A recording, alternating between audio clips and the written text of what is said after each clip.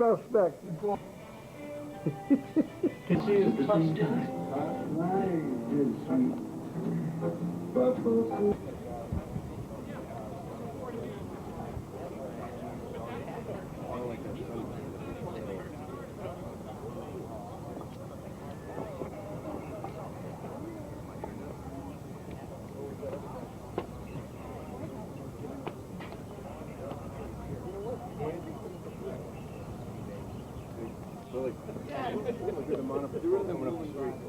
I just want to give you guys a couple of seconds.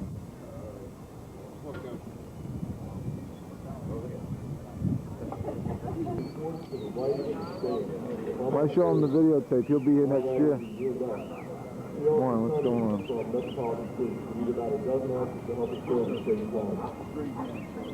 Coming back.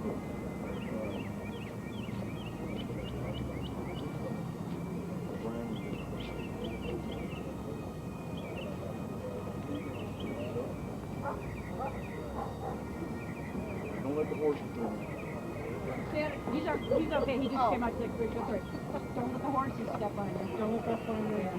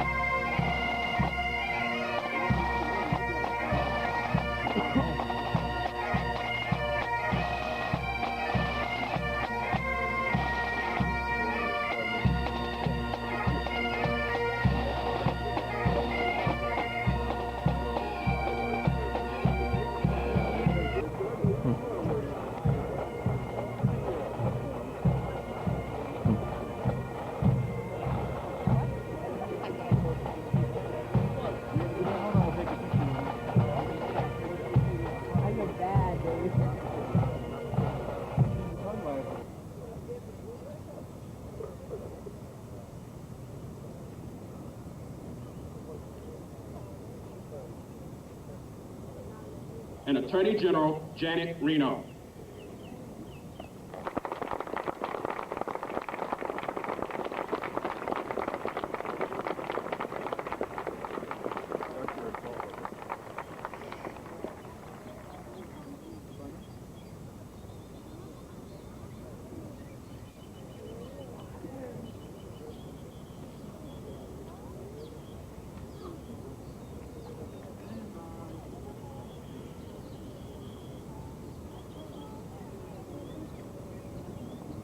Would everyone please rise for the presentation of the colors, to be followed by the national anthem and the invocation.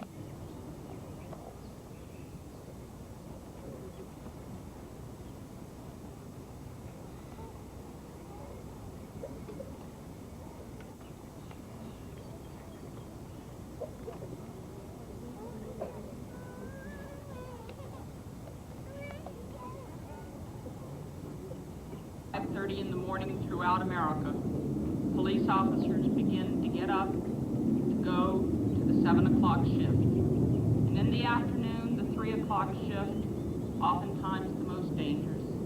And then 11 o'clock or midnight. Each day, they know they may have to serve a warrant. They may have to respond to a dangerous domestic.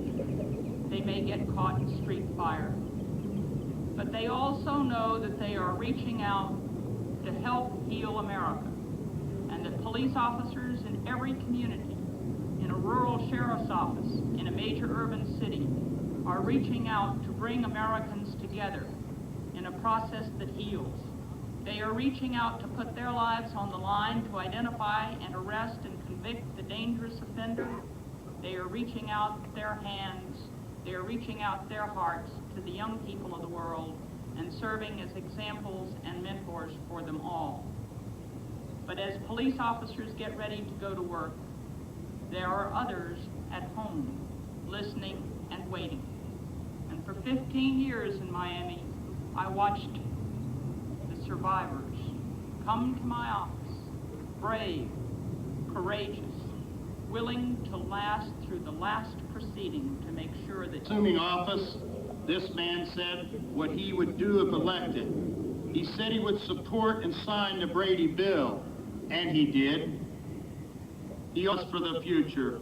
Brothers and sisters, survivors, join with us and let us welcome President William Jefferson Clinton.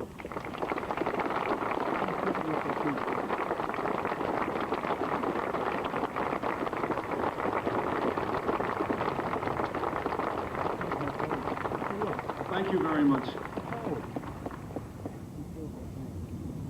Thank you so much, Dewey Stokes, not only for that very fine introduction, but for the 13 years that the Fraternal Order of Police has sponsored this National Police Officers Memorial Service, and for your many terms as leader of this distinguished organization. Thank you, Karen Lippy, for your service. It's an honor for me to be here with so many of our distinguished federal law enforcement officials, including Chief Gary Albrecht, the Chief of the Capitol Police, John McGaugh, the Director of Alcohol, Tobacco, and Firearms Bureau, formerly the Director of the United States Secret Service, and once a member of the FOP as a trooper in Ohio, a person who's given his entire life to law enforcement. I'd like to say a special word of thanks, too, to our Attorney General for bringing to the national government a real understanding of what it's like to be involved in the world of law enforcement at the grassroots level. Where the crimes are committed, where the violence is greatest against our law enforcement officials, where so much of our work needs to be done.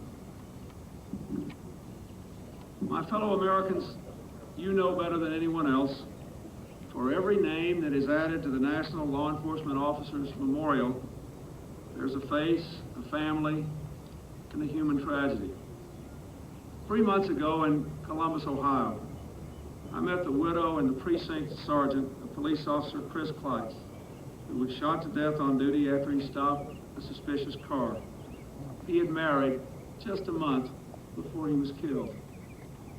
This morning I met the families of police officer Stephen Faulkner of Kansas City, and I'd met Mrs. Faulkner earlier at a health care forum. I saw her two fine sons today. And Deputy Sheriff Norman Tony Silva of Denver. I met his wife and his wonderful young son today. Raymond Silva wrote me a letter at age 7, which I still have and which I reread this morning before I came over here. He said in his letter, my dad was 30 years old when he got shot. He used to play games with us and make us laugh. His badge number was 87048. I wish you could know him. He was the best dad ever. We owe a lot to that young boy. We owe a lot to every spouse, every child, every grandchild, every parent, every uncle, every aunt, every brother, every sister, every friend of all those whom we come here to honor today. We pay tribute not only we ought to be, because if we don't restore the fabric of civilized life in this country, then it is ultimately futile for us and unfair for you to ask you to go out on the streets and risk your lives. We must walk on with hope in your heart, and you'll never walk alone. You'll never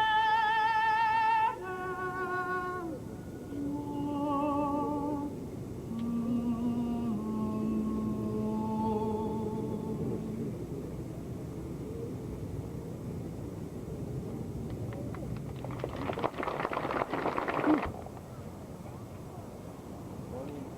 Touch the capital. Okay. Now. We need automatics. We're the only ones here with wheel guns. Going again.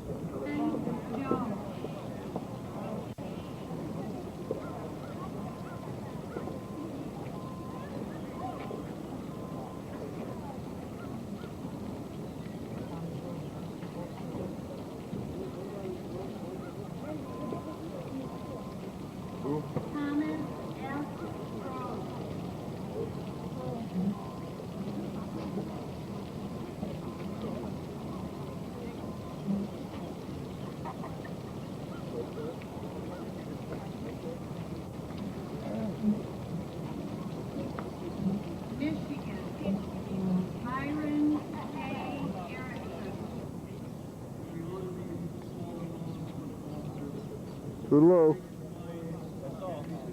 You're in the water. Kids, walk around.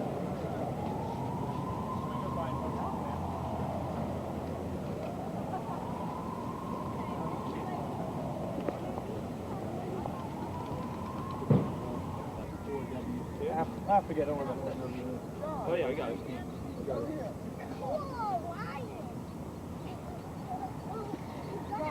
Thank you. Thank you very much. Thank you very much.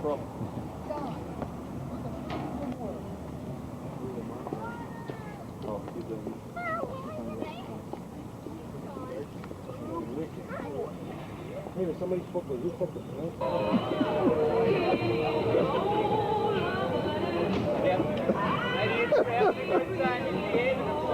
Yeah. Honey, they have photographs of me from the, what you say, there's my date right behind them. Her name's Lucille. Say hello, Lucille. Little louder, what? Isn't it the truth, huh? For what? Yeah. You 320, right? Give me a picture Okay, go ahead. There's United States Justice Vernon P. Stavanger. He's going up the steps.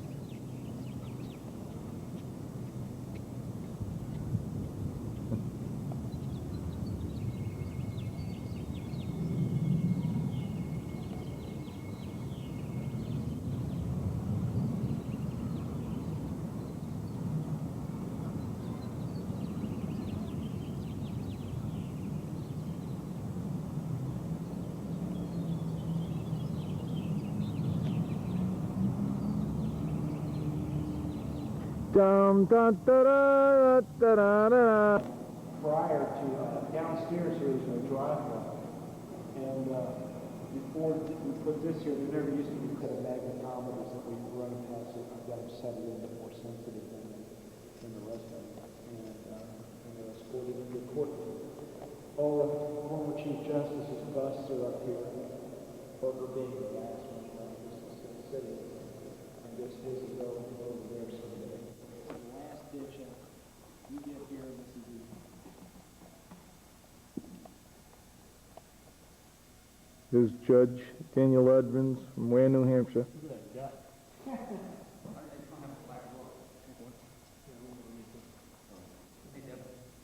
Go ahead, Danny.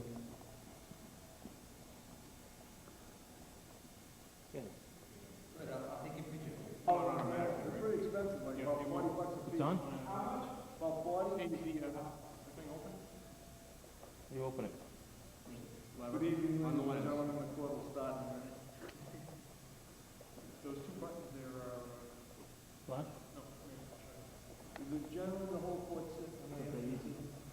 They all sit. Decision? Why not decision? But when they have a hearing, they all hear the usually, unless for some reason they remove themselves from the case, where they may have heard it or have something to do with it on the lower court. Other than that, they rarely exclude themselves. Hey, Danny, come in front.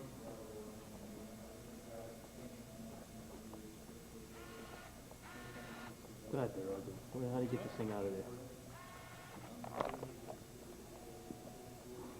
Well, you can see the little bubble head. Only kidding.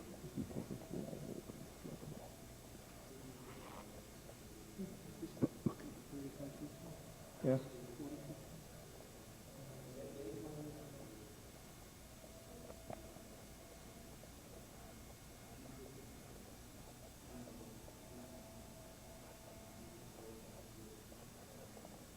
Two or three cases.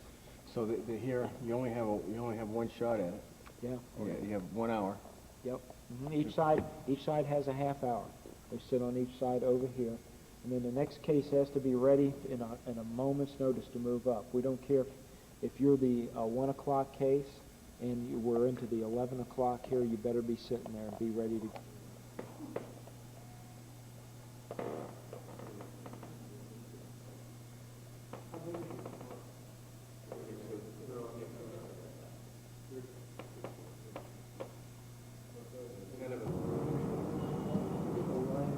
If you can get the perimeter of the roof.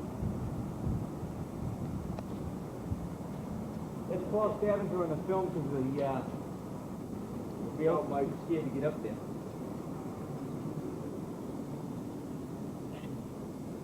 Oh no, it's because if he gets up in the picture, we don't have the glare off. You'll have to get it to this man here.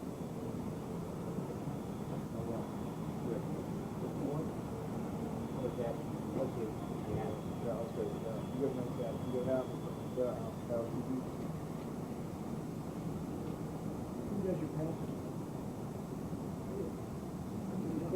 Somebody in Boston, I know somebody around here. Well, we just went to a nice uniform. What we did is we took our badge, our badge made out in gold. It's our badge and we put it on a hat. That one is probably like better than.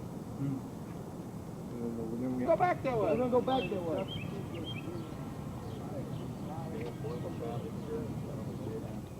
But he'll walk up, go through there. When they give Rose Garden. Yeah, her brother's getting married out here. A couple of our guys have proposed out here. I mean, oh yeah, big time.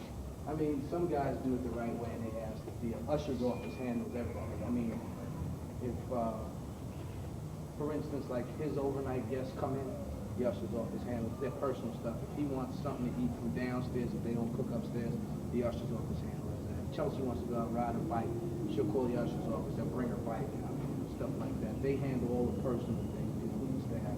Chelsea ever, my feelings are that she's done a lot off the property. Oh yeah, yeah. She has an agent assigned to her. 2 agents are assigned to her. They're pretty much like a chauffeur, basically. If she wants to go by a friend's house, when they drive her there, they wait outside. If her and her friends want to go somewhere, they call Pilot, they're there in the car, and they take them, walk through the mall. They just, you know, if she's out here with their friends, they just stay like You guys should step up there if you want your photos with it. I'll grab some pictures of everybody. Come on, Paul, step in. They explain what the president did. They're trying to explain their actions for the week. Mike, you want to get up there?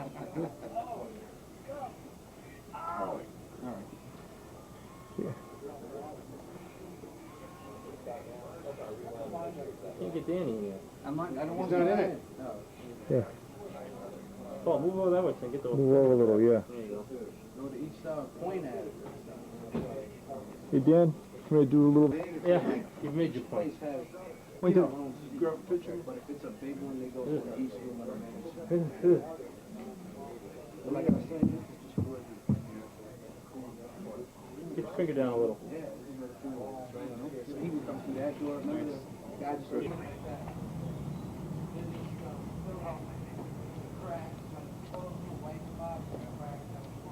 This is the White House. We're on the inside, just left. Something, I'm having a bowling alley in your house? But I mean, you should have seen this before they came. When Bush was here, this was a storage area. None of this was here. This was a basic storage area.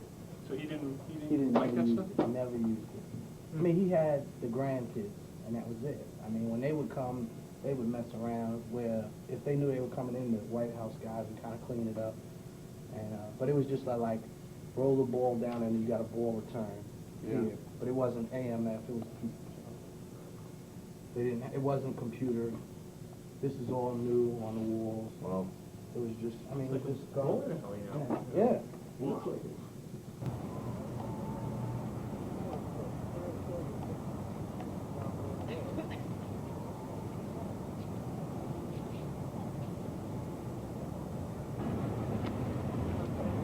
Is that something?